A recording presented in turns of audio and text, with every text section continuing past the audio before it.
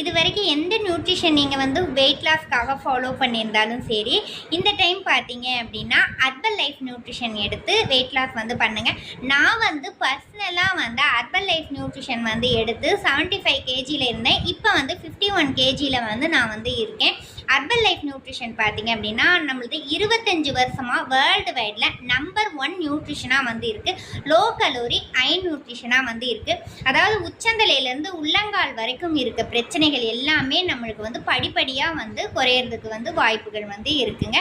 Wait லாஸ்க்கு மட்டும் இல்லாமல் health வைஸ்க்கும் வந்து நியூட்ரிஷன் வந்து இருக்குது. இதை கேட்டு நிறைய பேர் அமேசான், ஃப்ளிப்கார்ட்டு அந்த மாதிரிலாம் வந்து வாங்குறீங்க.